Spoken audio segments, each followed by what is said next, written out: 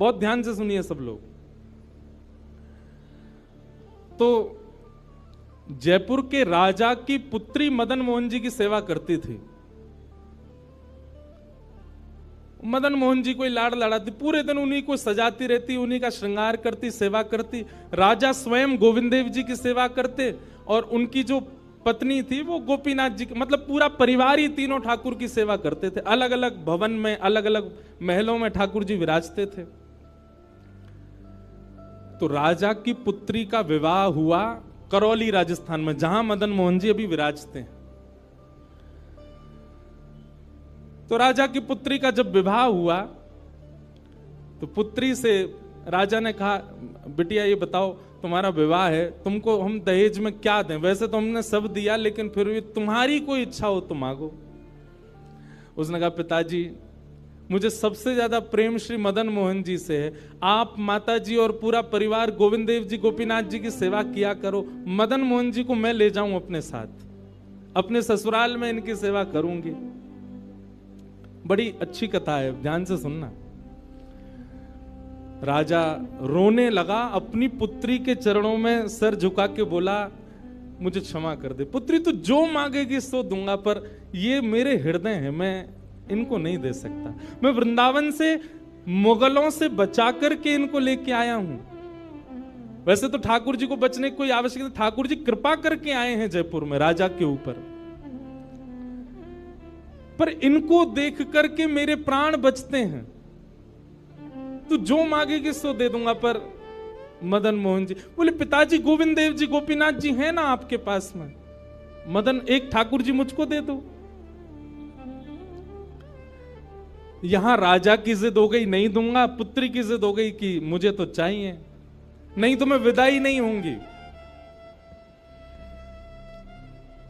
राजा की पत्नी ने भी कहा, अब इतनी कह रही है तो आप दे दीजिए ना, हमारे पास 2 ठाकुर हैं, इनकी सेवा हम करेंगे विस्तार से।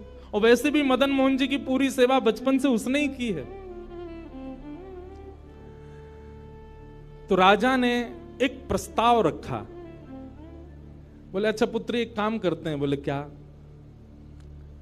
मैं तेरी आंख पे पट्टी बांधूंगा और आंख पे पट्टी बांध करके मदन मोहन जी जैसे 7 स्वरूप तेरे सामने खड़ा करूंगा, जिनमें से 6 स्वरूप जो होंगे वो मैं बनवाऊंगा और 1 स्वरूप वास्तविक मदन मोहन जी होंगे।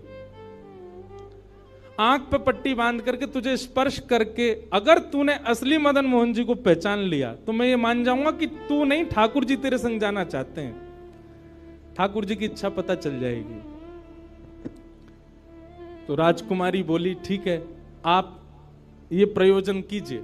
राजा ने महाराज कारीगरों को बुलवाया और मदन मोहन जी के डिट्टो कॉपी 6 स्वरूप बनवाए और 6 स्वरूप बनवा करके मदन मोहन जी सहित 7 स्वरूपों को खड़ा किया।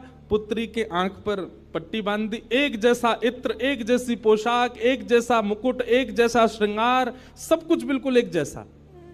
और कहा, पुत्री अब तू इनमें से जो 7 में से पहचान लेगी, अगर असली तेने पहचान लिए तो मैं तेरे संग भेज दूंगा।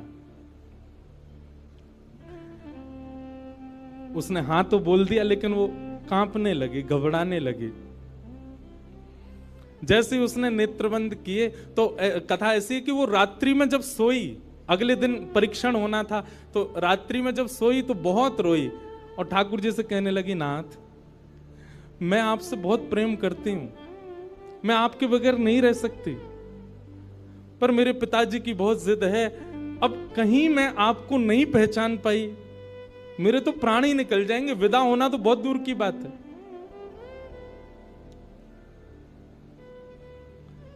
रुदन करते करते करते करते, बंधुओं एक मेरी बात बहुत ध्यान से सुनिएगा, कभी ठाकुर जी के विरह में यदि आपके अश्रु नहीं आए हैं ना, तो अभी आप भक्ति के भाव से बहुत दूर हो। आपको वृंदावन जाना अच्छा लगता है, वृंदावन में घूमना अच्छा लगता है, राधा राधा नाम ध्वनि पर झूमना अच्छा लगता है, कथाएं प्रवचन सत्संग बढ़िया लगते हैं, ये सब एक प्रथम सोपान, प्रथम सीढ़ी है। पर प्रमुख सीढ़ी तो भजन मार्ग या भक्ति पथ की विरह है। अगर वो आपके चित्त में कभी ठाकुर जी के लिए नहीं आया है तो अभी आप बहुत पीछे छूटे हुए हो। रात भर रोती रही और रुदन करते करते, नाथ मैं कैसे पहचानूंगी कि आप सत्य कौन से हो।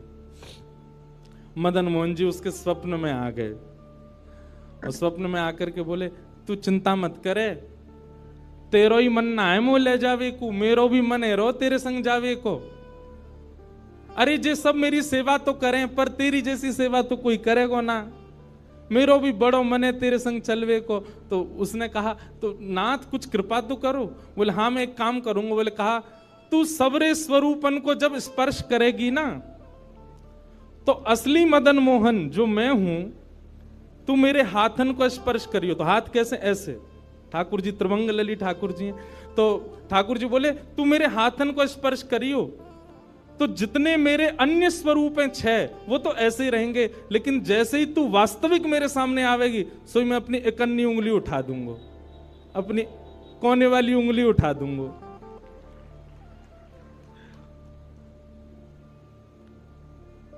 ठाकुर जी कितना प्रेम करते हैं अपने भक्त से। ठाकुर जी बोले मैं अपनी इकन्नी उंगली उठा दूंगा और तू स्पर्श करती करती मेरी जैसे इकन्नी उंगली उठे, वाकू पकड़ लियो और तुरंत पिताजी से कह दियो, जय रे मदन मोहन जी, मैं चल दूंगा तेरे संग।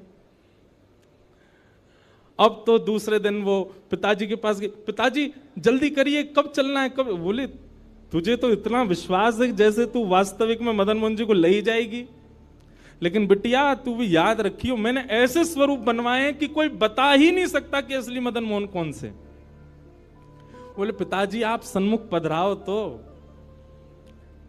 महाराज भीड़ लग गई देखने वालों की, पूरा राजभवन इकट्ठा हो गया जयपुर का। 7 स्वरूप विराजमान हुए। पुत्री के आंख पर अभी विवाह हुआ, उसका विदाई नहीं हुई है, आंख पर पट्टी बांध करके और कहा जाओ, अगर मदन मोहन जी की इच्छा होगी तो तू ढूंढ ले। अब मदन मोहन जी तो पहले ही बता चुके हैं, ऐसे मिलूंगा। जैसे मानो टीचर पहले ही एग्जाम पेपर लीक कर दे, ये क्वेश्चन आने वाले, तैयार कर आना। उसने जाकर के जैसे स्वरूप स्पर्श करने प्रारंभ किए, पहला बोले ये नहीं है, दूसरा स्पर्श किया, ये भी नहीं है। ठाकुर जी खड़े थे 5वीं पंक्ति में, 5वें वाले थे। तीसरे स्पर्श किए, बोले ये भी नहीं है। चौथे किए, बोले ये भी नहीं है।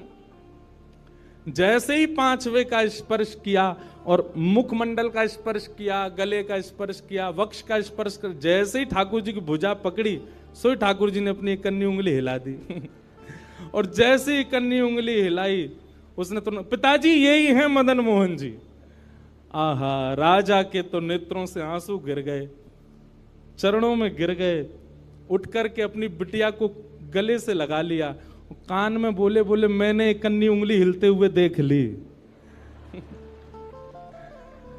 मुझे ये बात पता चल गई है कि भैया तेरी जिद नहीं है इनको ले जाने की, इनकी भी जिद है तेरे संग जाने की।